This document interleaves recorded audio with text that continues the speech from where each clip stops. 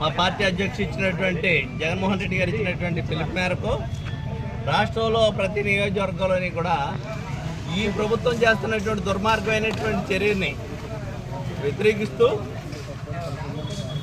ప్రైవేటుగా ఈ మెడికల్ కాలేజీలు విద్యా వైద్యం అనేటువంటిది పేదవాడికి అందాలనేటువంటిది ఆ రోజు జగన్మోహన్ రెడ్డి గారు తీసుకున్నటువంటి నిర్ణయం అయితే ఈరోజు దాన్ని వీళ్ళు అమ్ముకోవటానికి చేస్తున్నటువంటి ఈ ప్రయత్నాన్ని అడ్డుకోవటం కోసం రాష్ట్ర వ్యాప్తంగా 175 నియోజకవర్గాల్లోని కూడా ఈ కార్యక్రమాన్ని ప్రభుత్వానికి కళ్ళు తెరిపించేటువంటి విధంగా రిప్రజెంటేషన్స్ ఇవ్వాలి, దీనికి మరి ర్యాలీలు నిర్వహించాలనేటువంటిది మా పార్టీ యొక్క పిలుపు మేరకు ఈ రోజున మెండపేట నియోజకవర్గంలో ఈ కార్యక్రమం మనం చేస్తున్నాం.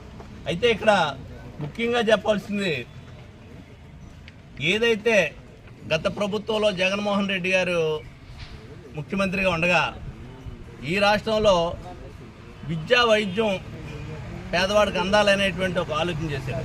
ఆ ఆలోచన రావడానికి గల కారణం కూడా ఆ ఆలోచన ముఖ్యమంత్రి గారు జగన్మోహన్ రెడ్డి గారికి ఆనాడు రావడానికి గల కారణం 2019లో జగన్మోహన్ రెడ్డి గారు ప్రభుత్వం వచ్చిన తర్వాత ఈ కోవిడ్ అనేటువంటిది వచ్చింది 2021 వరకు. ఈ కోవిడ్లో అనేక రకాలైనటువంటి ఇబ్బందులను ఎదుర్కోవటం జరిగింది. ప్రపంచవ్యాప్తంగా లక్షల మంది, కోట్ల మంది చనిపోయారు. అయితే మన రాష్ట్రంలో జగన్మోహన్ రెడ్డి గారు తీసుకున్నటువంటి అనేక చర్యలు ఎక్కడైతే ప్రైవేటు హాస్పిటల్స్ కానీ, కాలేజీలు కానీ, స్కూల్స్ కానీ ఏ ఉంటాయిట్లోని ఈ పేషెంట్లుగా ఉన్నటువంటి కోవిడ్ సోకిన వాళ్ళందరినీ తీసుకొచ్చి వైద్యం చేయించడం జరిగింది.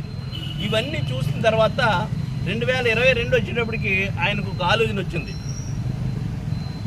ఏదైతే ఇబ్బంది పడుతున్నటువంటి పరిస్థితులు చూసాం కాబట్టి భవిష్యత్తు తరాల వారేటువంటి ఇబ్బందులను ఫేస్ చేయకూడదు అనేటువంటి ఉద్దేశంలో విద్యా వైద్యం అనేటువంటిది పేదవాడికి అందుబాటులోకి రావాలి.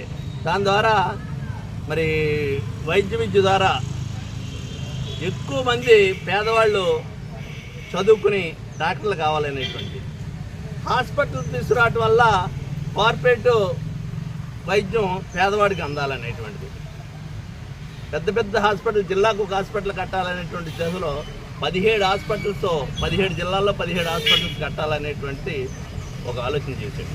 అయితే దీనికి ముందు చూసుకుంటే కేంద్ర ప్రభుత్వం జిల్లాకు ఒక హాస్పిటల్ పెట్టాలనేటువంటి కేంద్ర ప్రభుత్వం ఇచ్చింది 2017లో.